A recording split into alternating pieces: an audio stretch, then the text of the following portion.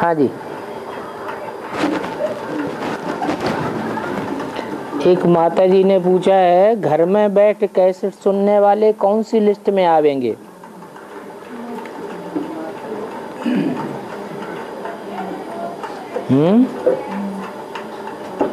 जो गीता पाठशाला में या सेंटर में जाके क्लास नहीं करते हैं, अपने घर में ही बैठ करके पढ़ते हैं, वो कौन सी लिस्ट में आवेंगे?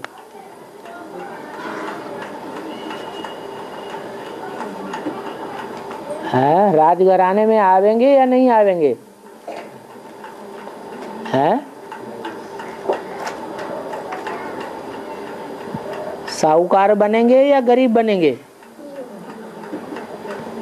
क्या बनेंगे? अरे साहूकार तो बनेंगे,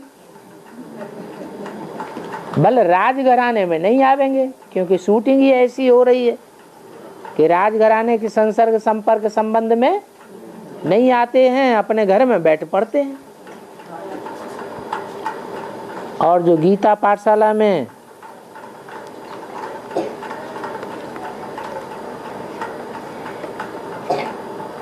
दो तीन बार क्लास करते हैं, वो लोग कौन सी लिस्ट में आवेंगे? दो तीन बार क्लास करते हैं तो बाबा की वाणी से प्यार तो है, ब्राह्मण परिवार के संपर्क में भी आते हैं, संगठन में भी आते हैं।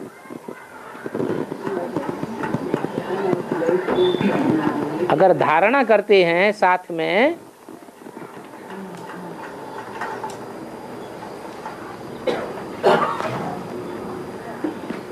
तो राज परिवार की लिस्ट में आ जाएंगे।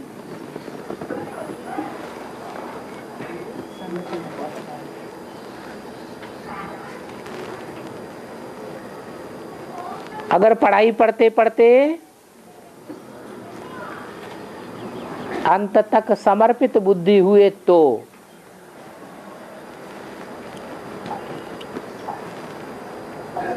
क्योंकि त्रेता के अंत में जाकर के 16,108 की लिस्ट बनती है राज परिवार की।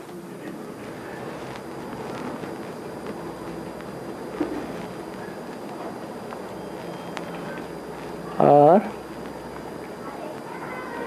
बाबा विक्रमादित्य राजा में विक्रमों के ऊपर जीत पाने वाले, वो तो विक्रमों के ऊपर जीत पाते हैं हम अभी संगम युग में।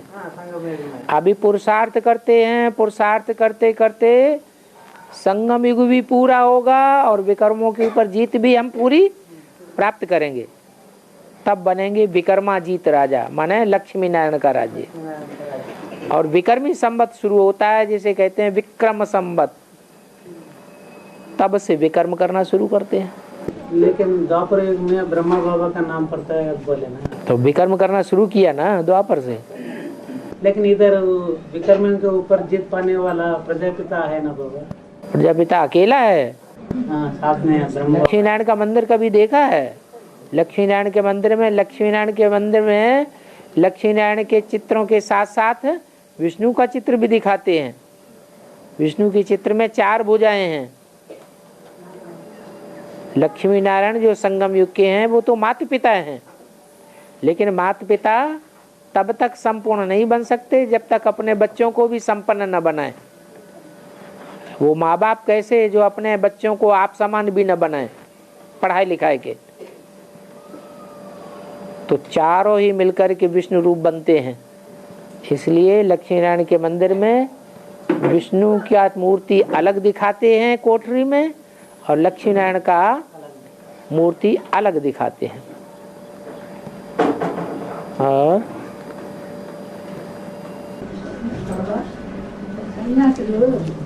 చెప్తారు భగవంతుడు సర్వవ్యాపి అన్నిట్లోనే ఉంటాడు, అందరిలోనే ఉంటాడు అని చెప్తారు. అది ఏంటి బాబా? హిందీలో చెప్పండి. भगवान सर्वव्यापी कहेंगे। सभी में सब में होता है। ऐसा क्यों? ऐसे क्यों कहते हैं? कहते तो हैं कि भगवान सर्वव्यापी है, और द्वापर के आदि में नहीं कहते थे सर्वव्यापी है। कब कहते हैं? कलयुग के अंत में कहते हैं सर्वव्यापी है।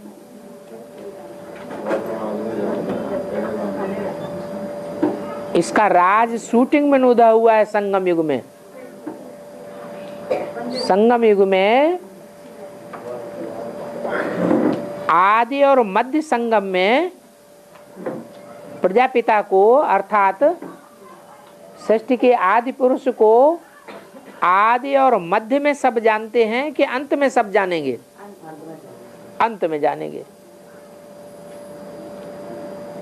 जब अंत में जानेंगे तो सबकी बुद्धि उस साकार में लगेगी या निराकार में लगेगी? साकार में सबकी बुद्धि अड़ जाएगी। उस समय का यादगार है कि भगवान सर्वव्यापी, क्योंकि सबकी बुद्धि में वो समा जाएगा। ये याद की मेहर है, याद की शक्ति है जो सबको प्रभावित कर देगी। सारी दुनिया याद से चेंज होगी। जो अभी दुनिया का कण कण है वो तमो प्रधान है या सतो प्रधान है? तमो प्रधान है। और सतयुग में कैसे हो जाएगा? योग बल की ताकत से दुनिया का कण कण सतो प्रधान हो जाएगा। लेकिन बीच में ये पार्ट चलता है कि कण कण में भगवान, क्योंकि संसार का जो भी कण कण है उसमें याद समा जाएगी। पशु हो, पक्षी हो, प्राणी हो, कीड़े मकोड़े हो, सब याद की ताकत से अभिभूत हो जाएंगे। सबकी आत्मा इस दुनिया को छोड़ करके कहाँ जाएंगी? परम धाम वापस जाएंगी। तो सब आत्माएं निराकार को याद करने वाली होंगी या साकार की याद की प्रभाव पड़ेगा? किसका प्रभाव पड़ेगा? साकार की याद का प्रभाव पड़ेगा।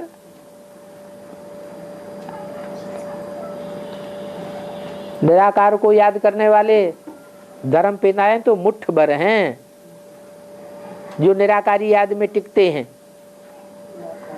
बिंदु की याद में। वो अपने अपने धर्म के बीज बनते हैं, परंतु ये तो सारी दुनिया का बीज है।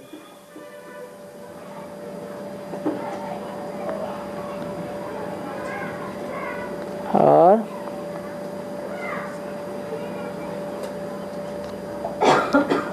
इसलिए ऐसी बातों का भी समाधान होना चाहिए कि शिव शंकर अलग अलग कह देते हैं, फिर संसार में ये मान्यता कहां से हो गई? शिव शंकर एक हैं। आत्मा सो परमात्मा कह देते हैं, ये संसार में मान्यता कहां से आ गई? आत्मा सो परमात्मा। कोई कारण तो बना होगा, है? क्या कारण बना? जरूर कोई आत्मा है जो परमात्मा तक की स्टेज में पहुंच जाती है। इसलिए शिव और शंकर को मिलाकर एक किया जाता है और दूसरी आत्माओं को मिलाकर एक नहीं करते हैं। और दूसरी आत्माएं थोड़ी ही आत्मा से परमात्मा बन जाती है। एक आत्मा का गायन है। और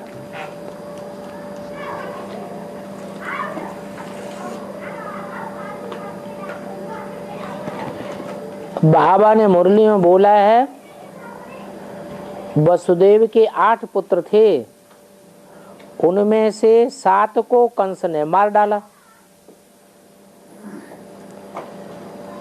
सिर्फ 8वां कृष्ण बच्चा बचा,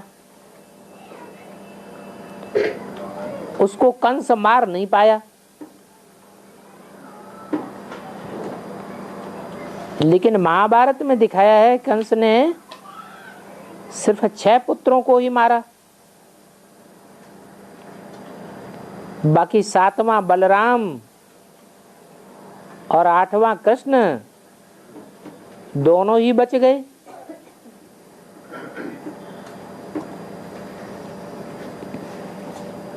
धर्म टोटल कितने हैं? जो भगवान से प्राप्ति करते हैं। 9 धर्म हैं जो नंबरवार आस्तिक बनते हैं, भगवान से प्राप्ति करते हैं। उनमें से 9वां तो आधा नास्तिक है, तो उसको छोड़ दो। बाकी बचे 8।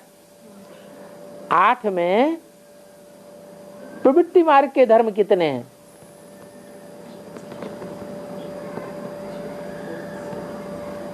सूर्यवंश और चंद्रवंश।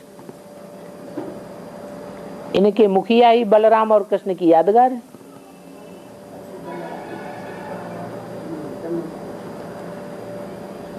कृष्ण को कंस मार नहीं सका,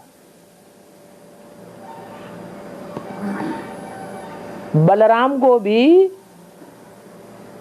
अगर मार नहीं सका तो कम से कम देवकी के गर्भ से पैदाइश भी नहीं होने दी। अगर देवकी के गर्भ से पैदा होता तो उसको भी मार देता, इसलिए वो चंद्रवंश में गया। एक कृष्ण ही ऐसा है जिसको मोर पंख दिखाया जाता है। अपवित्रता को पूरा जिसने जीता है। बाकी बलराम को भी मोर पंख नहीं दिखाते हैं,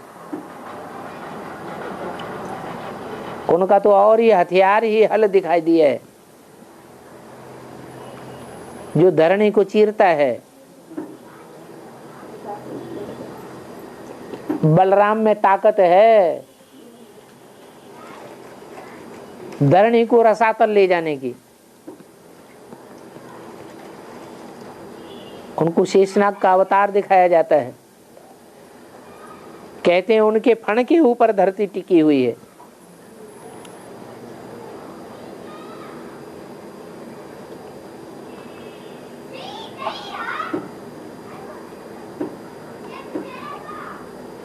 स्थापना कैसे होती है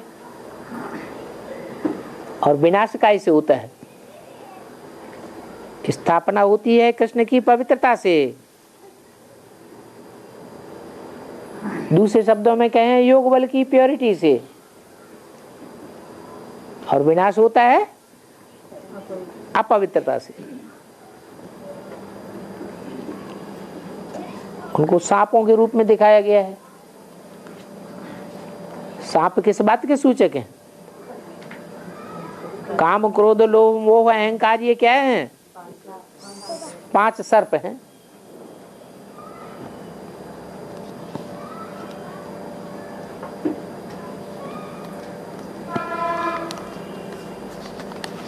और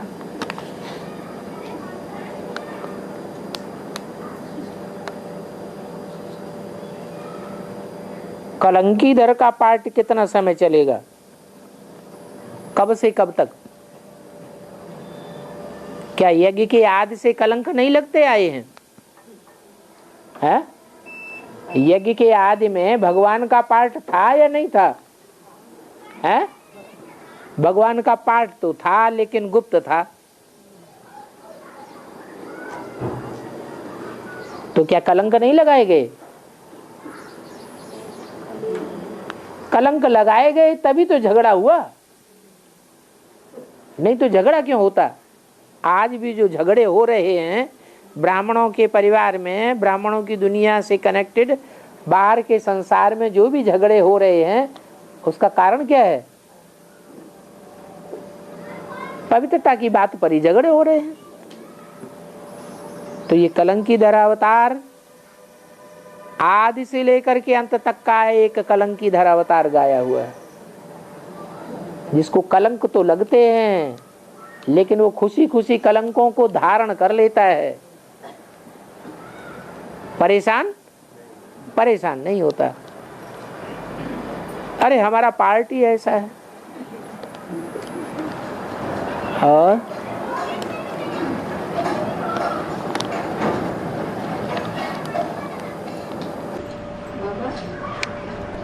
శ్రీకృష్ణుడు చిన్న వయసులోనే రాళ్ళ వర్షం పడేటప్పుడు గోపికలందరినీ ఒక వేలుతో పర్వతం ఎత్తి గోపికలందరినీ కాటిలో తీరుస్తాడు బాబా. श्री कृष्ण ने गोवर्धन पहाड़ को उठाया ना, हाँ, छोटी सी उंगली पर उठाया था। उसके बारे में उसका अर्थ क्या है? आज भी तो बताया, ये गोवर्धन पहाड़ को सोने का पहाड़ कहा गया है। काहे का पहाड़? सोने का। सोना किस बात को कहते हैं? सच्चाई को ही सोना कहा जाता है। गौ कहा जाता है कन्याओं माताओं को। वर्धन माने बढ़ाना। क्या? गौओं की संख्या बढ़ाकर कितनी कर दी? 16,108 संगठन बना दिया। यही गोवर्धन पहाड़ है, कोई दूसरा पहाड़ नहीं है। दुनिया की आंखें इसी बात से खुलती हैं कि एक भगवान ही है जो इतनी गौओं की पालना कर सकता है। उसको भगवान कहा जाता है। वो कन्याएं माताएं ही भगवान की प्रत्यक्षता कर देती। ऐसे दुनिया में बहुत से गुरु हैं जिनके संगठन में कन्या माताओं की पालना तो होती है, लेकिन ज्यादा से ज्यादा संख्या में 4,000, 10,000, 8,000, लेकिन 16,000 संख्या किसी की न हुई है और न आगे कभी होगी। वो सिर्फ भगवान के लिए ही गाया हुआ है। और उसका नाम रख दिया है गौवर्धन पहाड़। ये पहाड़ उठाने का काम है, छोटा मोटा काम नहीं है। 16,000 कन्याओं माताओं का संगठन खड़ा कर देना। इस संगठन के नीचे 9 लाख आत्माएं छत्र छाया में बड़े आराम से रहेंगी जब ये संगठन तैयार हो जाएगा। मुसलमानों के कुरान में भी लिखा हुआ है, जब विनाश बरपा होगा सारी दुनिया में जलमयी होगी, तब भगवान के बंदे बड़े मजे में रहेंगे। कौन सी उनको छत्र छाया मिलेगी? ये पवित्रता की छत्र छाया मिलेगी। और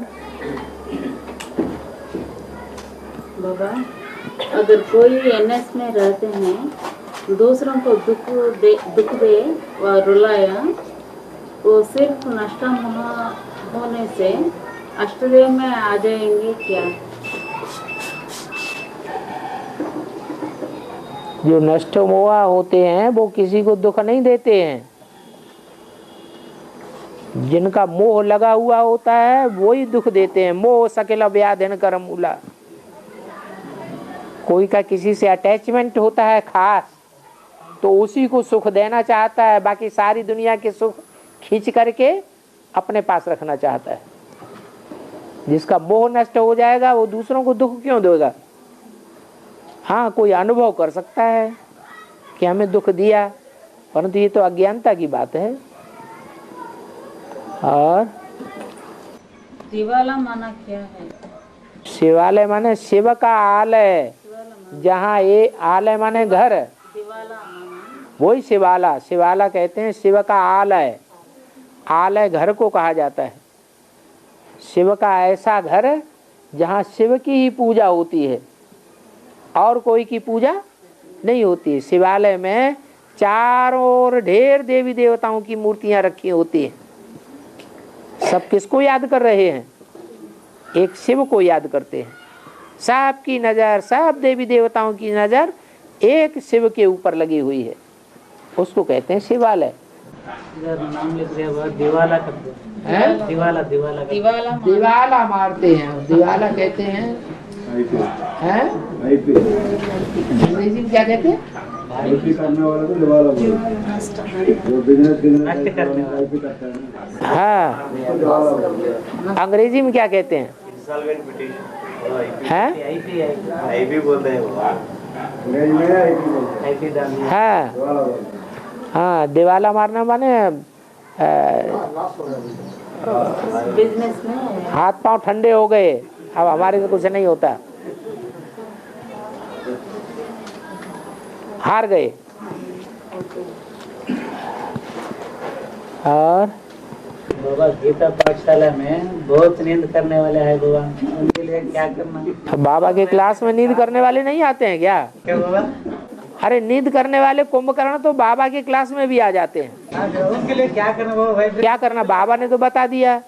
जिनको नींद आती है वो ड्रापर में सरसों का तेल लेकर के बैठे, जब नींद आना शुरू हो तो आधा बूंद एक आंख में लगा लिया, आधा पौना घंटा के लिए फुर्सत हो जाएगी। फिर नींद आए, फिर दूसरी आंख में भी आधा बूंद लगा लिया, फिर आधा पौना घंटा के लिए फुर्सत, 1.5-2 घंटे का क्लास पूरा हो जाएगा। बाबा ने तो युक्ति बताई है, अब कोई करे या न करे।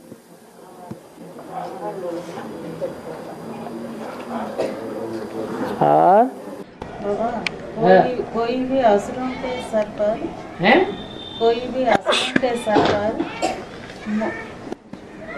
मुर्गा का पंखा क्यों दिखाते हैं? ये जितने भी विदेशी हैं जिनको यवन कहा गया है,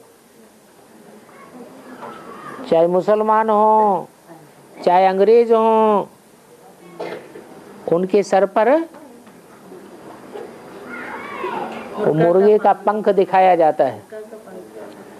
इसका अर्थ ये है कि जो भारतवासी हैं उनका मुखिया है कृष्ण, उनको दिखाते हैं मोर का पंख, और जो विदेशी हैं उनको दिखाया जाता है मुर्गे का पंख। मुर्गे का काम है दूसरों को जगाना और खुद सो जाना। तो ऐसे ही ये विदेशी जब भगवान आते हैं तो सारी दुनिया को जगा देते हैं, भगवान को पहचान भी लेते हैं, सारी दुनिया को जगा भी देते हैं, लेकिन फिर बाद में खुद अज्ञान की नींद में सो जाते हैं। यहाँ ज्ञान की दुनिया में भी ऐसे विदेशी हैं क्या, जो दूसरों को ज्ञान देते हैं, दूसरों को जगाते हैं, फिर खुद ज्ञान छोड़ करके शादियां वादियां करके बाल बच्चे पैदा करने लग पड़ते हैं।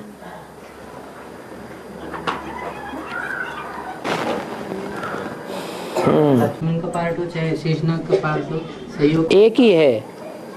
सहयोग का ही पार्ट बजेगा। जो लक्ष्मण का पार्ट है वही शेषनाग का पार्ट है। सहयोग का ही पार्ट बजाया।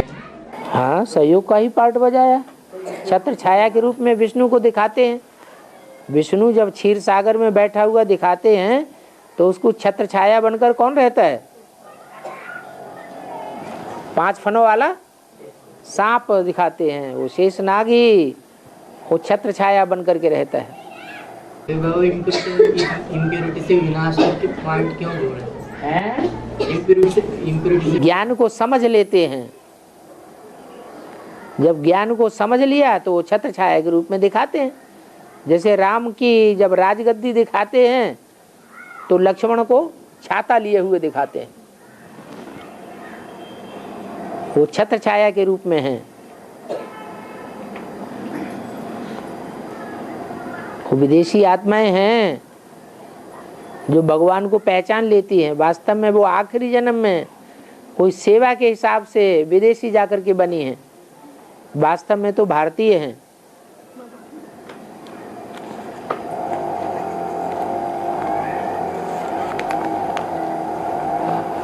भारत में ही देवताएं भी होते हैं, असुर भी होते हैं।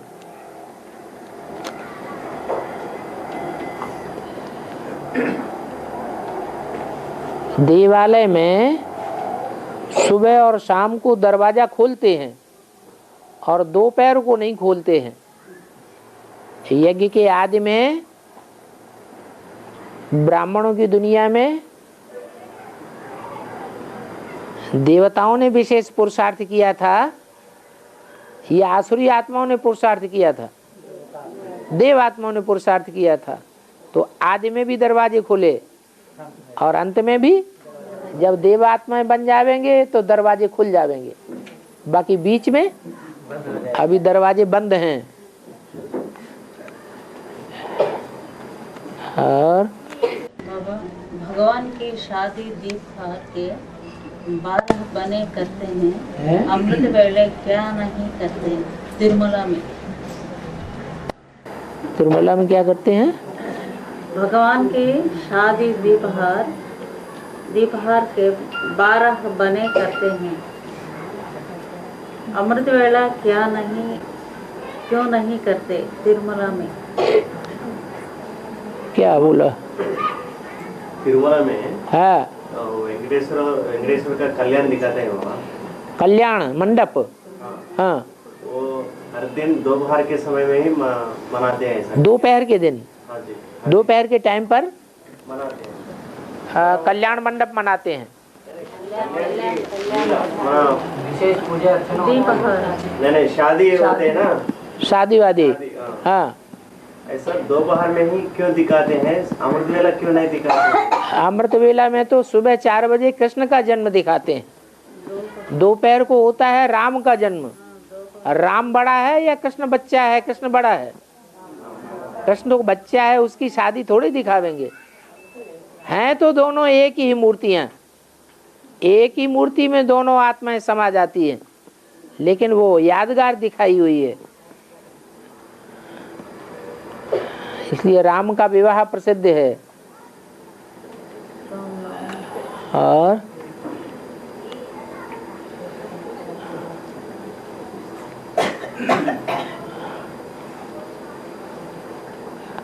బాబా విష్ణువుకు 4 భుజాలు చూపిస్తారు బాబా.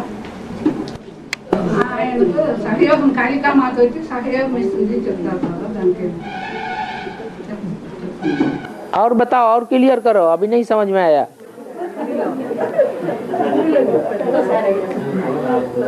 विष्णु को 4 भुजाएं दिखाते हैं। విష్ణువుకు 4 భుజాలు చూపిస్తారు కదా, దానికి కాళికామాత వచ్చి సహయోగం ఇస్తుంది చెప్తారు బాబా. దానికి विष्णु को 4 भुजाएं दिखाते हैं और ये भी कहते हैं कि काली माँ आकर के सहयोग देती है। क्या सहयोग देती है? विष्णु को देते हैं सब कुछ से। शंकर को तो दिखाया हुआ है कि शंकर को भीख देती है अन्नपूर्णा, लेकिन विष्णु को क्या सहयोग देती है?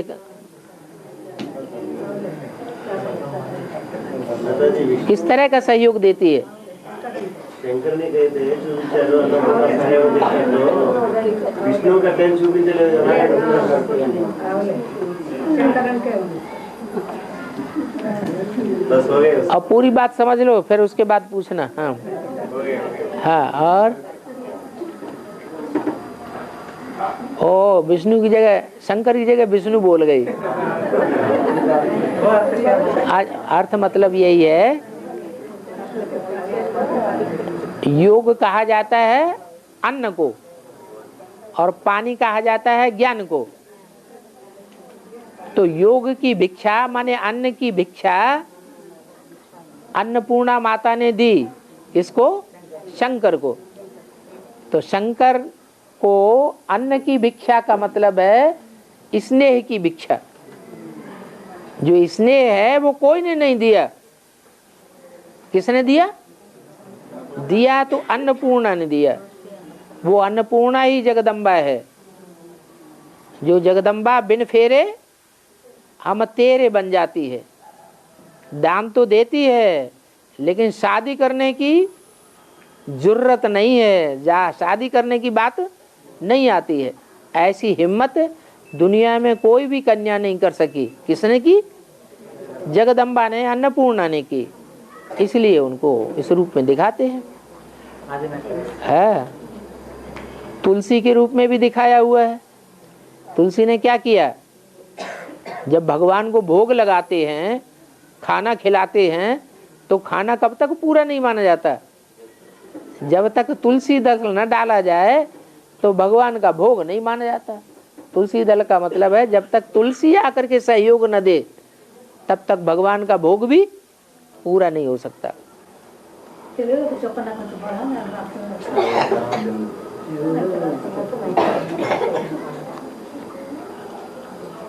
और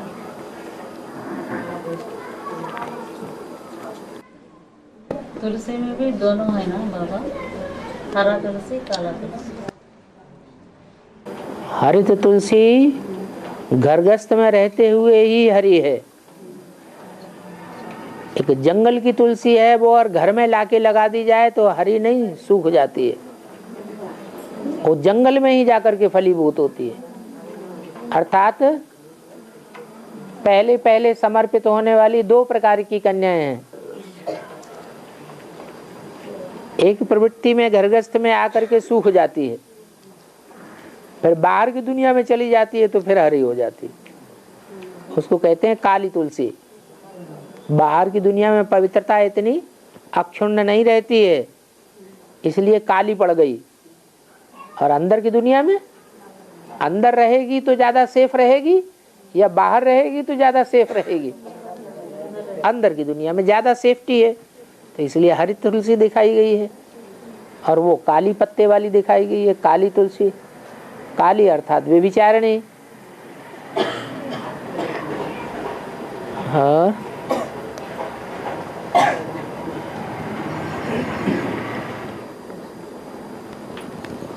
ओम शांति।